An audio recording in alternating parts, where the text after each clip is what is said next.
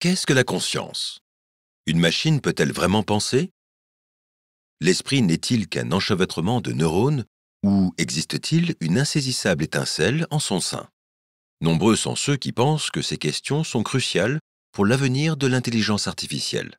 Mais le scientifique britannique Alan Turing a décidé d'écarter ces questions au profit d'une autre, beaucoup plus simple.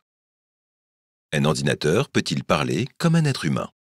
Cette question a amené une idée pour mesurer l'intelligence artificielle qui deviendrait très vite connue sous le nom de test de Turing.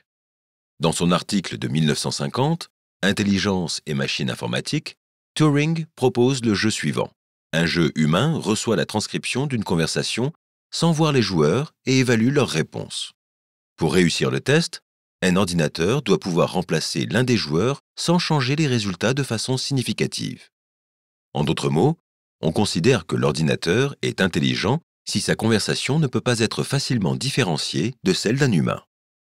Turing conjectura que d'ici l'an 2000, des machines avec 100 MB de mémoire réussiraient facilement le test. Mais il a été trop optimiste.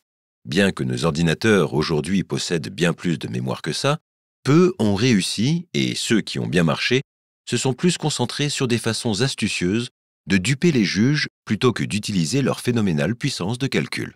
Bien qu'il n'ait jamais été soumis à un test réel, le premier programme à revendiquer un succès s'appelait ELIZA. Avec un code plutôt simple et court, il s'est débrouillé pour tromper les gens en imitant un psychologue, c'est-à-dire encourager les gens à parler plus en leur renvoyant leurs propres questions. Un autre précurseur, Perry, a adopté une approche opposée en imitant un schizophrène paranoïde qui oriente sans cesse la conversation vers ses propres obsessions. Sa réussite à duper les gens a mis la lumière sur une faiblesse du test. Les humains qualifient d'intelligence une grande variété de choses qui en fait n'en sont pas.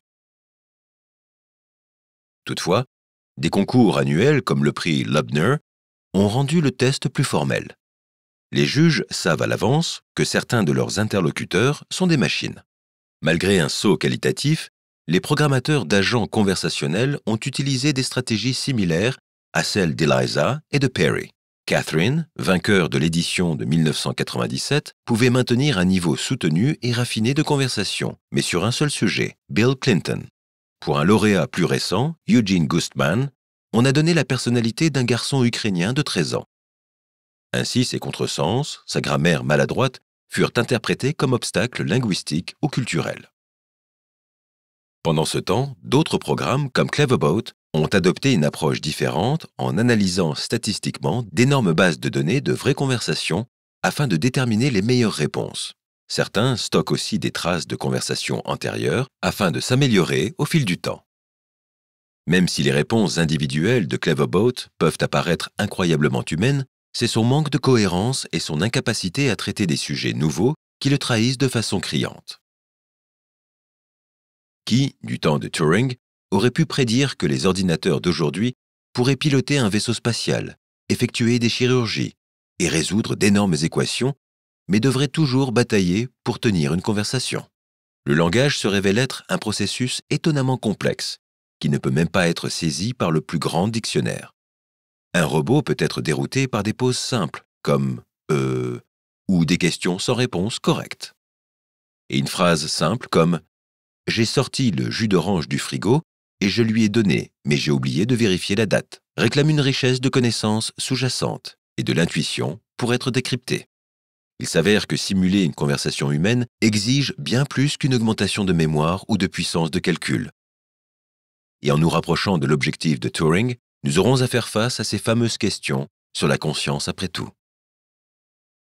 Continue à nourrir ton esprit en découvrant comment il fonctionne. Abonne-toi à notre chaîne ou regarde ces vidéos. Ton cerveau te remerciera.